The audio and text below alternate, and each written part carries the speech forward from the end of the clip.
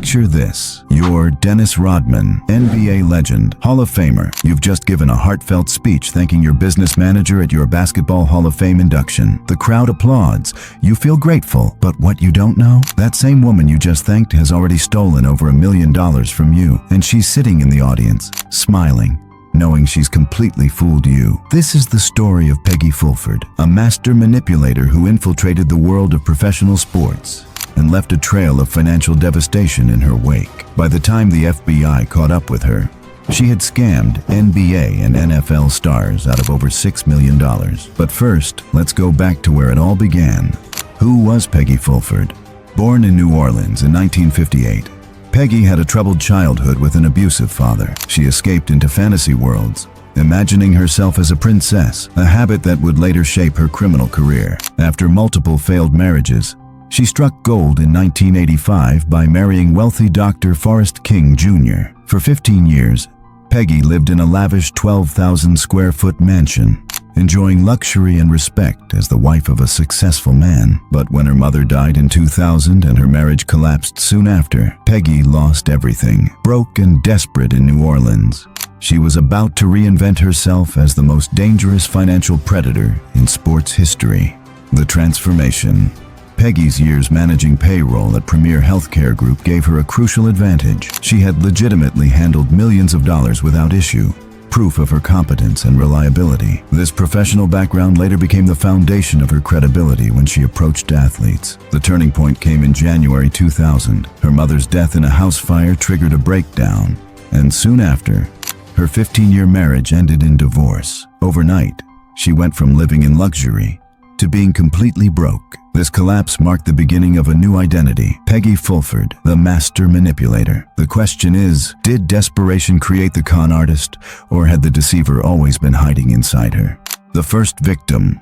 Enter Travis Best, an NBA player who was riding high after reaching the finals with the Indiana Pacers. Through mutual connections, he met Peggy, who presented herself as a sophisticated financial manager. Travis had just signed a $3.5 million contract, and Peggy convinced him to let her handle his finances. On the surface, her job seemed simple: pay his bills and manage his expenses. But court documents later revealed she had much bigger plans. Peggy's scam was elegantly simple, yet devastatingly effective. She would set up legitimate accounts for paying her clients' bills, but then create secondary accounts where she funneled the money for her personal use. It was financial sleight of hand.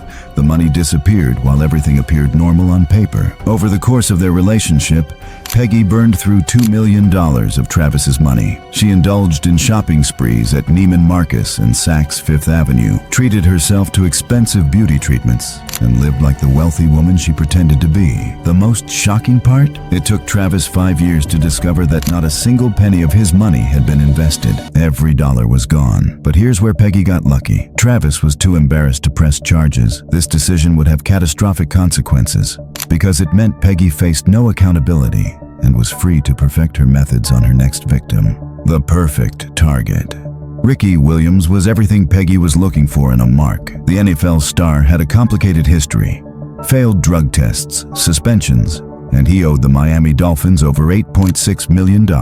He needed help, and more importantly, he needed someone he could trust. Peggy spent 3 years building a genuine friendship with Ricky. She introduced him to New Orleans high society, took him to his first Zulu ball, and helped him connect with the African-American community. This wasn't just about money. Peggy understood that successful manipulation required real emotional connection. Both Peggy and Ricky struggled with identity issues, and she leveraged this shared vulnerability to build an unshakable bond of trust. When Ricky was traded to Miami in 2002, Peggy followed him, claiming he had requested her presence. By now, Peggy had perfected her pitch. She presented herself to Ricky and his wife Kristen as a Harvard-educated financial advisor who would help them build generational wealth through strategic investments. Any surplus money Ricky earned would go directly to Peggy for investment purposes.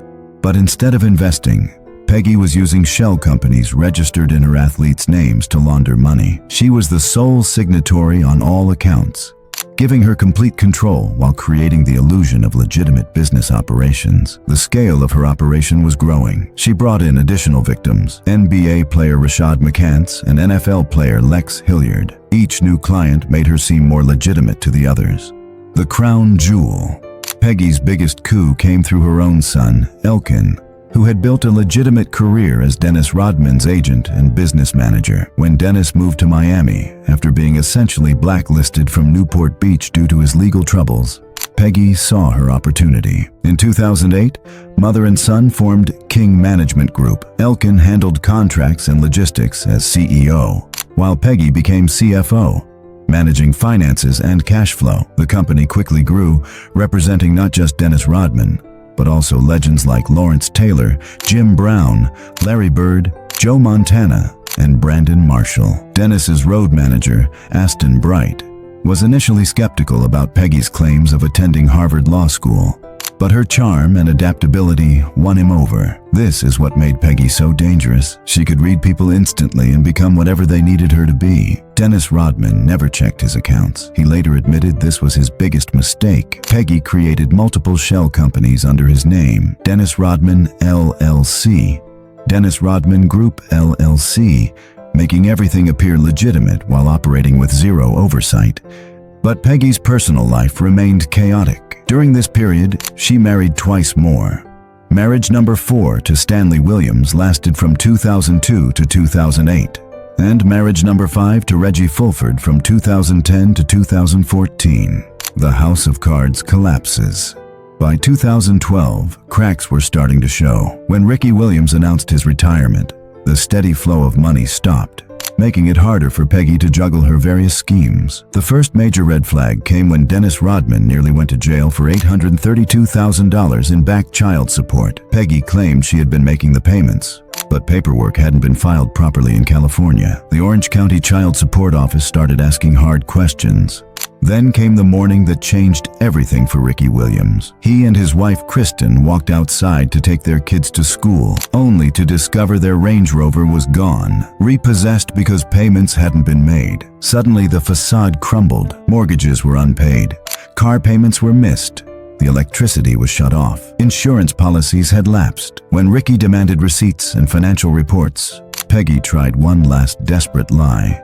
She blamed his wife Kristen for the missing money. The final straw came in 2013, when Ricky received a letter from the IRS stating he owed $450,000 in back taxes and hadn't filed returns in 3 years. Peggy's excuse: she claimed she had gone the private route with his investments and it had backfired. In 2016, Ricky sued Peggy for $1.8 million in Houston. Although the case was dismissed on jurisdictional grounds, it got the attention of someone far more dangerous than any civil lawyer: the FBI investigation.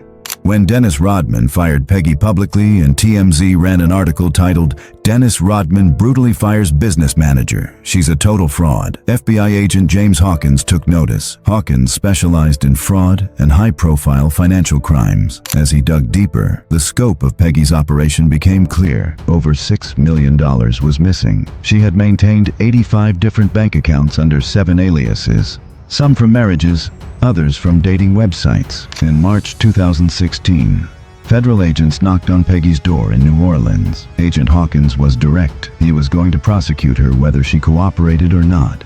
But Peggy, still living in her fantasy world, thought she could charm her way out of trouble. She was wrong. On December 16, 2016, Peggy Fulford was arrested on 8 federal counts of wire fraud, mail fraud, and money laundering. In 2018, faced with overwhelming evidence, she pled guilty and was sentenced to 10 years in federal prison. Today, she's serving her time at Aliceville Federal Prison and is scheduled for release in 2028, when she'll be 70 years old. She was ordered to pay $6 million in restitution, money that's long gone. Peggy still maintains her innocence, claiming she was scammed by others. But in 2020, she did something unexpected. She called Ricky Williams from prison and apologized, asking for his forgiveness. Ricky, remarkably, wasn't bitter. He acknowledged missing the warning signs and has since taken more control of his finances. Dennis Rodman said all he ever wanted was a heartfelt apology, something he never received. The Peggy Fulford story is a reminder that no one is immune to sophisticated manipulation. When trust meets desperation, even millionaire athletes can become victims. The lesson: always verify, always monitor, and never let anyone else have complete control of your financial future, no matter how much you trust them. Because sometimes the person saying thank you at your biggest moment is the same person who's been stealing from you all along.